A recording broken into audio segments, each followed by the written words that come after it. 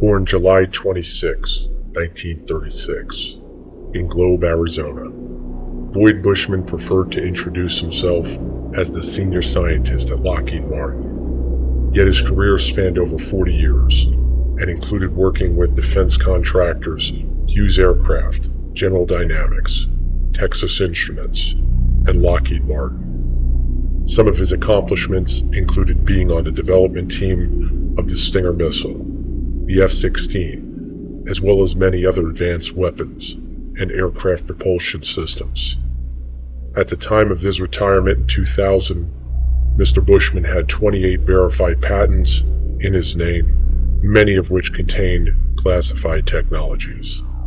This interview covers what he learned about unidentified flying objects and aliens through his work at the top-secret military installation, which is known as Area 51. My name is Boyd Bushman. I'm a senior scientist from Lockheed Martin. I have 27 patents. Approximately 13 years ago, I ran across a person who had been given a job by Dr. Teller. Dr. Teller was Oppenheimer's right-hand man, and even after Oppenheimer was thrown out of Area 51, Dr. Teller stayed there and was in charge of several programs. The person that I contact twice to 3 times per month is the head of that program now. And they continually update me on everything they possibly can. I do have a top secret clearance. I choose, however, for their purposes, not to use it because the intelligent ones of me and me actually believe that a great deal of information should be lifted up from those dark recesses of Area 51 and moved over so people can see it. So that's what began about 13 years ago. Since I am a scientist, I do not believe in theory. I basically say, follow the data, theory be damned. If something can't verify by a physical test that something is true, then I do not care to accept it in that I present. Therefore, everything that we present here will be data that comes directly from them through me to you. The subject of today there are those that are acquainted with the fact that there were Phoenix lights.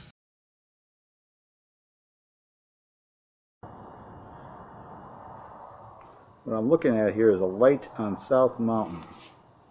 You can see this light flickering over our mountain over here.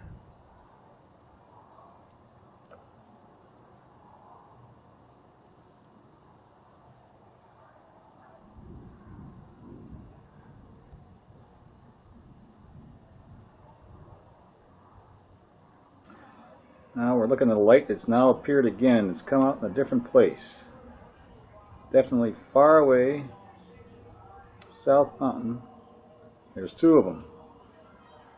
Here, we finally hit pay dirt. Now we've got 2 of them in the sky on South Mountain. South Mountain.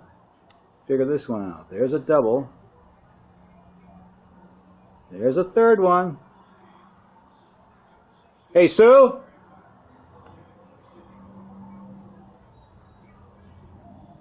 Alright, you tell me what it is.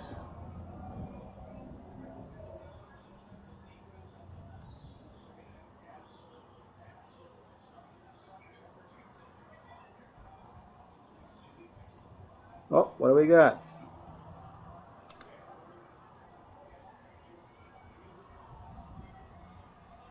Hey, Sue!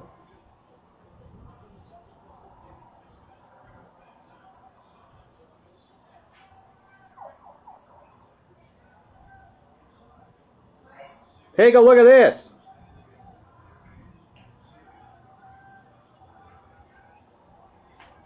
Oh my God. Oh. I hit pay dirt. Finally.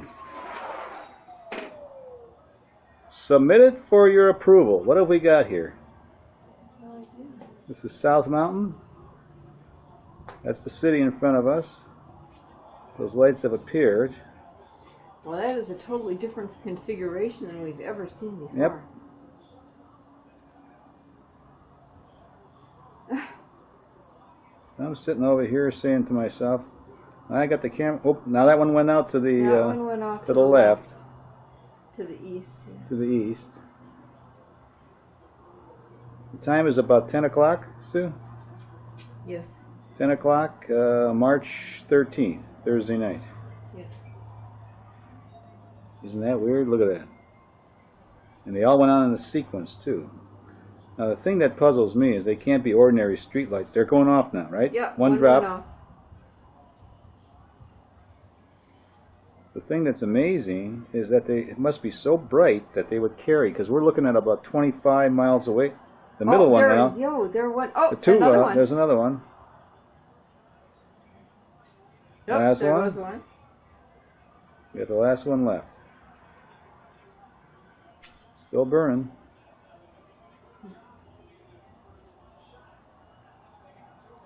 And usually we've seen them over. It's gone. Oh, there it comes. That occurred over Phoenix about 2 years ago. They were photographed, and those really turned out to be just blobs across the Phoenix sky. It turned out to be that a very dear friend of mine took his wife up a mountain on Valentine's Day, and they took a photograph of Tucson. Turned out to be, when they developed the film, there were a total of 5 UFOs across Tucson proper. And this is Tucson as they saw it. Can you get that? So here's the picture of Tucson as he had it. Then, as he developed further, notice that there are 5 very distinct UFOs along the top of the mountain. Mm-hmm. One of them is even canted a bit, about 45 degrees. Now, the person that took the film said that he had a mothership underneath and one up high. This shows the high one. Mm-hmm.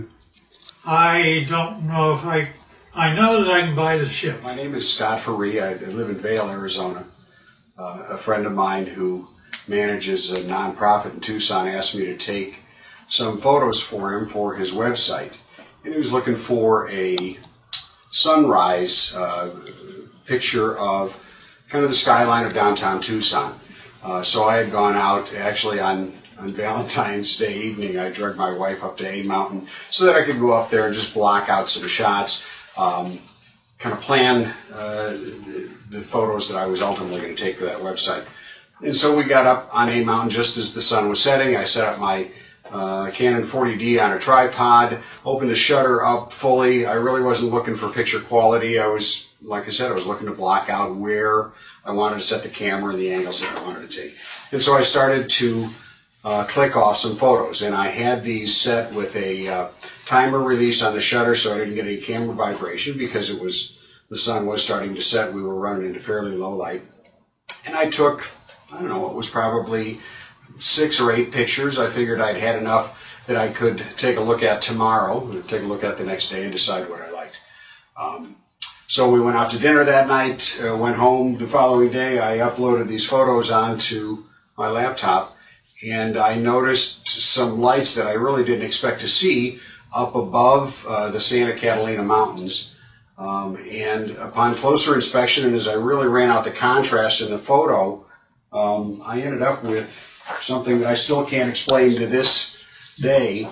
This is the original photo, and these lights were showing up just over the top of the mountain.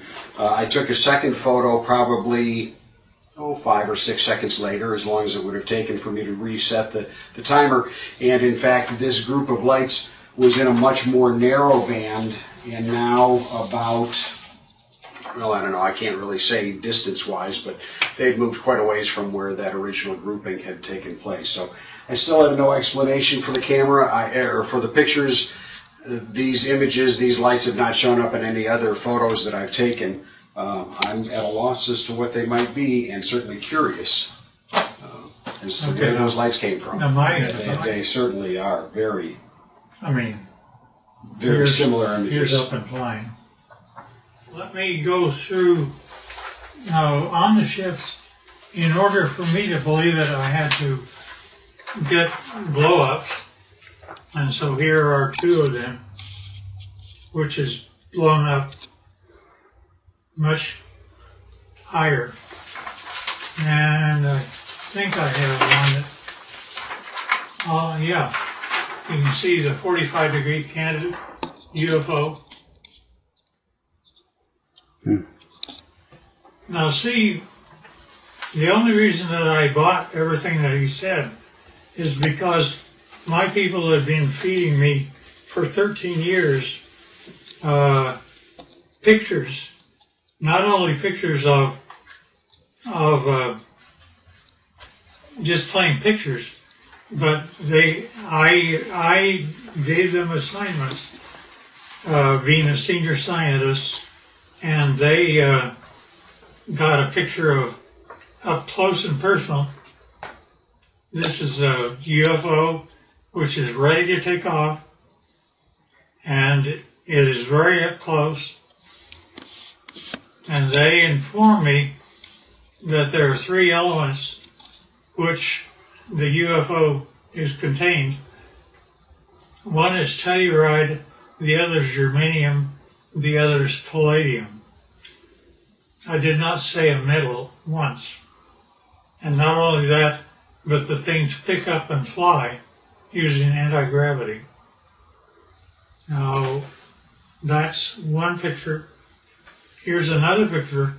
In this case, the UFO is not turned on, ready to fly. Therefore, it only shows on the upper part of it. And generally, it's white on the underside when power is applied. Here's also another of the same order.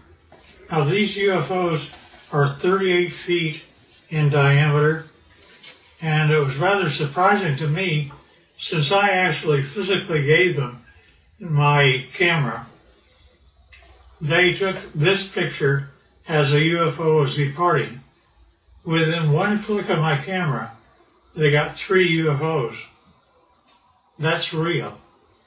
And yeah, we don't know why either. Now also, when UFOs come in, they we have a heads-up display for our pilots. They do too. This is what their pilots see in order to tell them how to come to Area 51 and land. And not only that, they can go to a vertical hole in a mountain over 51 and go down a shaft. They don't have wheels. They don't have anything like that. They take off by going up straight, and then not only that, but they travel extremely rapidly. Their home planet is Quintonia, which is 68 light years from us. They, to my surprise, when I asked them how fast they take to get from that, it should be 68,000 years to make it according to Einstein. But they're able to make it to us in 45 years. So I gave them an assignment to photograph the planets from space as they were coming back. And they did that. And you see Jupiter and Saturn and Mars and Earth as it's seen by UFOs. And here's another. Now, we aren't going through motherships or anything like that. Nevertheless, those are the UFOs. Now, when they actually get powered up and actually start traveling, it turns like this. You do not hear sound. They're up, they travel like that, they look like that, and they travel extremely rapidly. Now, the question is who are they? Here's another one that's, you see the bottom, how it's all white? It's turned on. Here's also the bottom turned on. Strangely enough, I asked them to take pictures of the power unit on the bottom, up close and personal. They gave me this. I don't know what this means. That's when my camera actually looks into the power center of the UFO. Now, I asked them to tell me about who was flying these things. He therefore said, fine, they're approximately 5 feet, 4.5 to 5 feet tall. They had one or two of them around it that were 230 years old, and we have a total of at least 18 that exist and operate with our facility as Teller set it up. Now notice the eyes are different, nose are different, but they do have 5 fingers, 5 toes, 2 eyes, and rather strangely enough, I asked him how they communicate. He says, well, it's like this, boy. You all of a sudden have a question in your mind. You walk into a room with one of them, and all of a sudden you find yourself giving the answer to your question in your own voice. They're able to use your own voice by telepathy to talk to you. And I said, fine. Now that's how they look front. But when you turn around and look at the back, it's like that. Now notice that they have 3 backbones. They're actually cartilage. Nevertheless, it's a much more efficient system as ours. They also have 3 ribs in their system rather than more. This is also the back side of an alien. Here's a 45-degree look.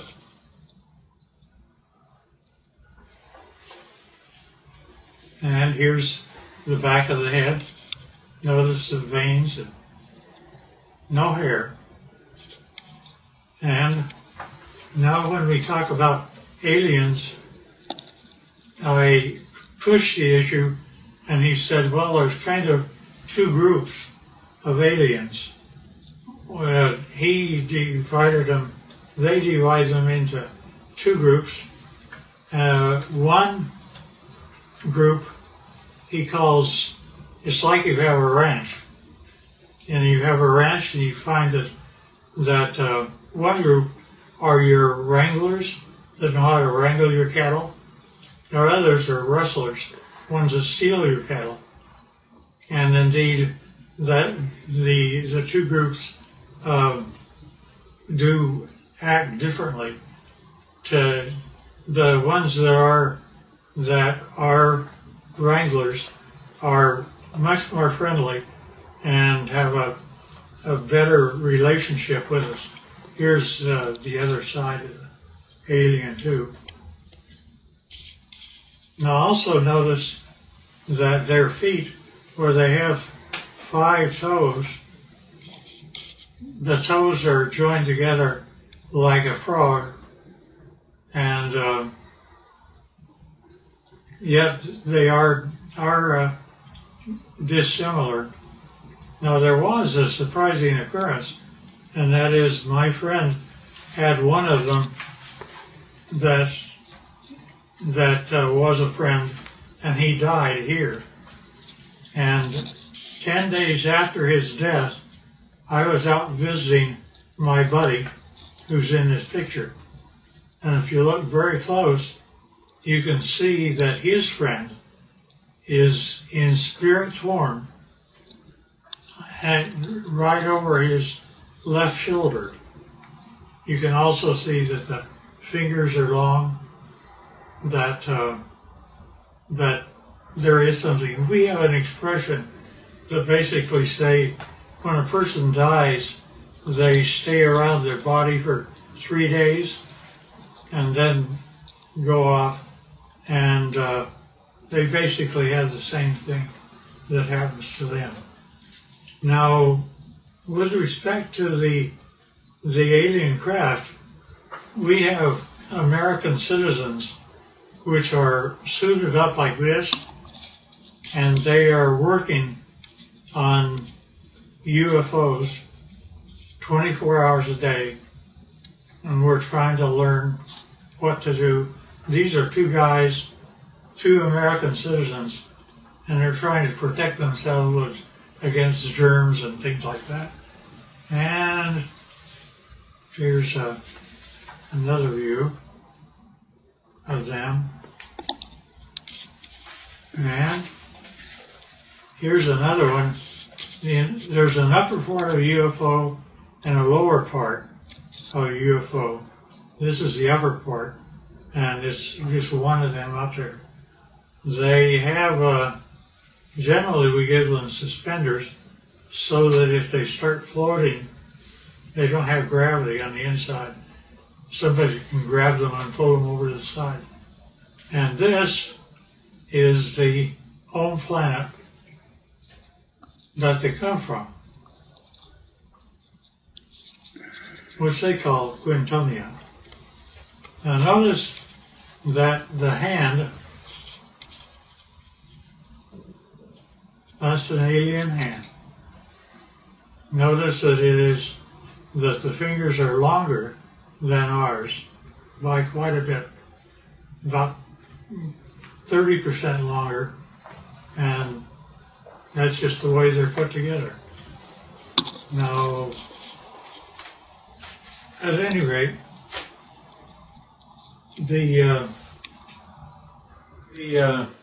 this process that introduced me directly or indirectly to Dr. Teller's work with the group that still is in charge of Area 51 and equivalent, turned out to be a doctor, very, very fine gentleman.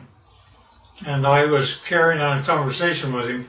He saw how the subject was going, so he simply said, well, you need to know what I did one day. And I said, okay. He said, I was in the process of doctoring a pilot who was a test pilot, a Navy test pilot for the United States government. And it was 1947.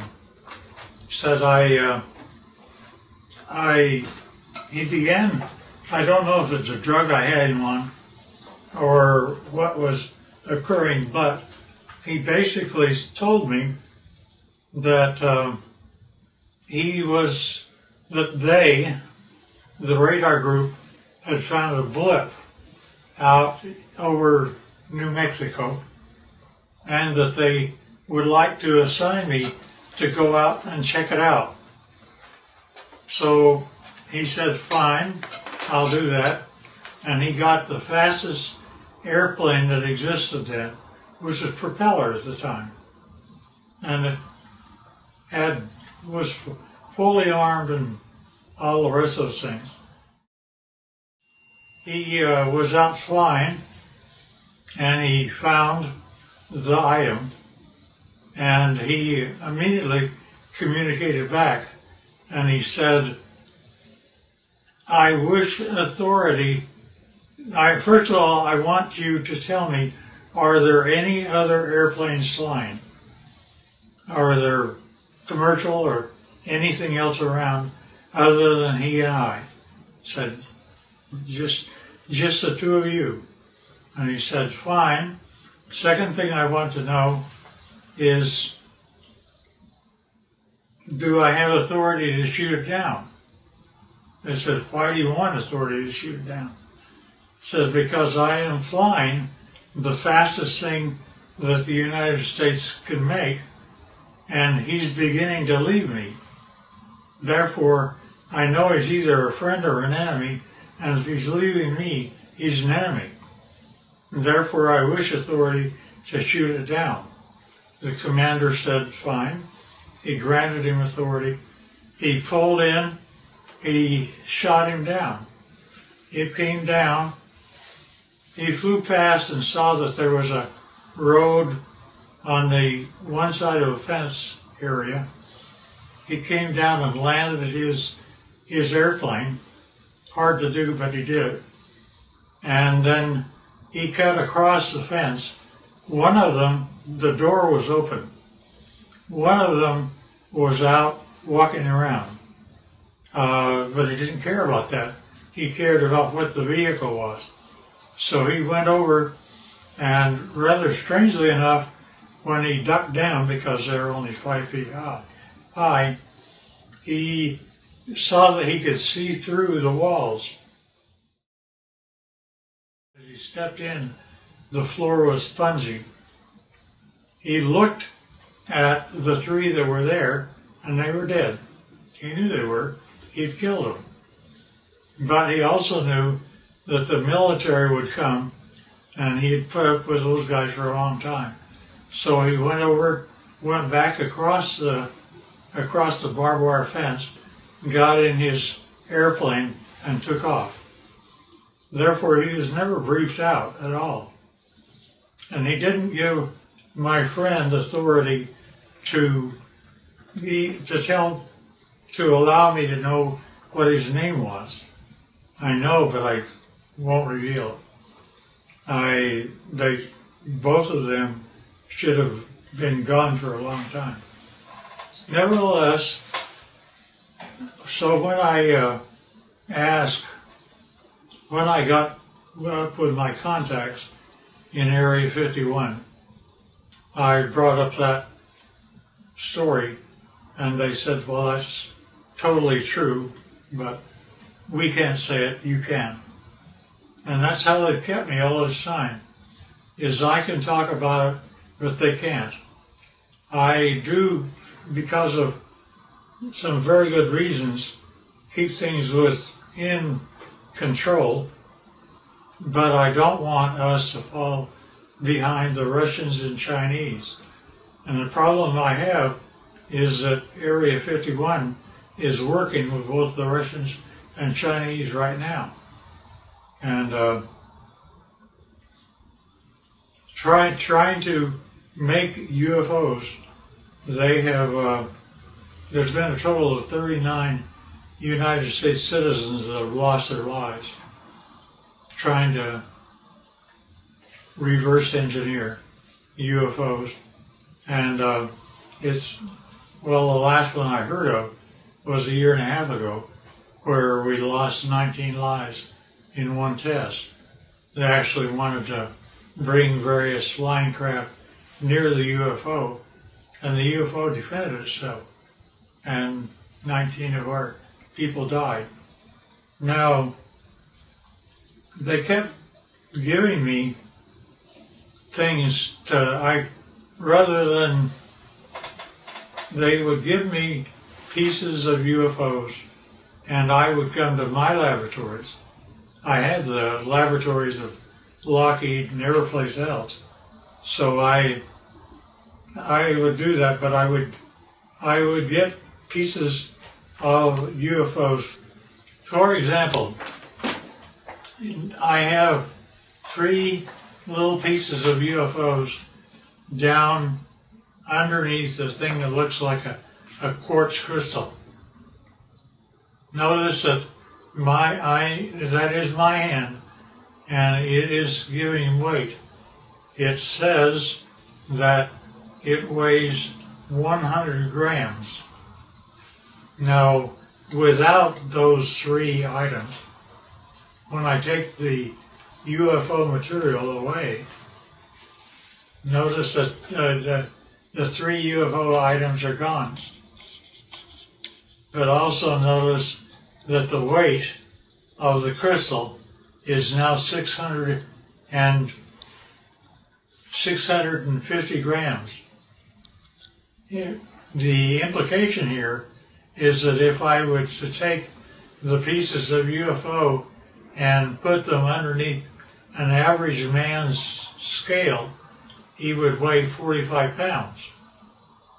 Basically, they're working in anti-gravity, and therefore our effort is anti-gravity. Now, not only that, but we take these same pieces of items, and I go to a standard voltmeter, and notice that in my voltmeter I am getting a total voltage of 249 volts out of one piece of UFO. Not only that, but the team took a piece of UFO and connected it up like this and was able to have a complete laboratory operate for 6 months with heavy equipment. And it goes all the way up to 12 amperes. And since you didn't really get this before, here's the foot with the toes joined together. And this is a better view of the same. Now notice also, this is the body of an alien, and where we have 6 ribs that are connected together, they have 3. And the total height is less than 5 feet. And they still look like this, not like you and I. Nevertheless, so we're able to obtain voltages and anti-gravity, and anti-gravity appears several ways, which is rather unique and nice. Scotty talked about UFOs. I basically said, yeah, I understand, because here is what Area 51 was giving to me since the year 2000 and beyond. Notice it's recent. And we have one triangle, then we have 1, 2, 3, 4, 5, and we have one that's 150 feet across, if not larger. And each one of these are separate documentation of UFOs that were photographed and taken across the world from the year 2004. Now, when you actually get what that all means, is a UFO, when it's white on the underneath side, is ready to fly like that. And it's anti-gravity, that's the reason you don't hear anything. But when it's just parked means just floating in air. It could be above your house, like this, and this. This turns out to be the heads-up display that the aliens see of how to go to Area 51 and store their craft. Nevertheless, this is what the craft looked like. That's how they change power.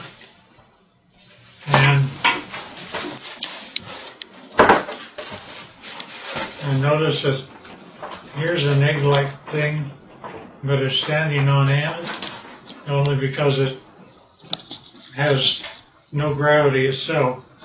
And that is a piece of UFO germanium.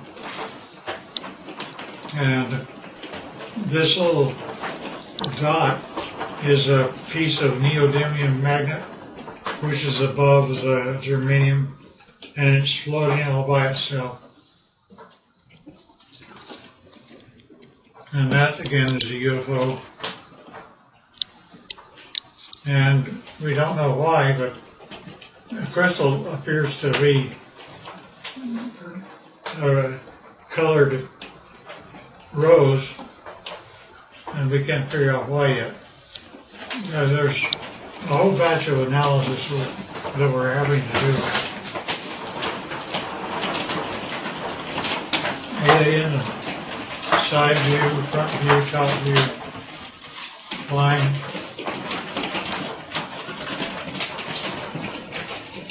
And that's the power center of palladium in the middle of the craft.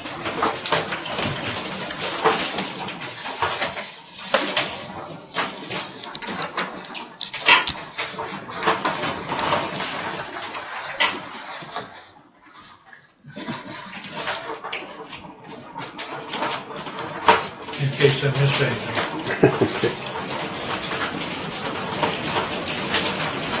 Boyd Bushman died August 7th, 2014. Patent US 592-9732A was assigned to Lockheed Martin Corporation. The patent is attached to the image you see before you, which is an apparatus and method for creating a magnetic beam wherein a focusing magnet assembly is comprised of a first opposing magnet pair and a second opposing magnet pair, disposed in a focusing plane.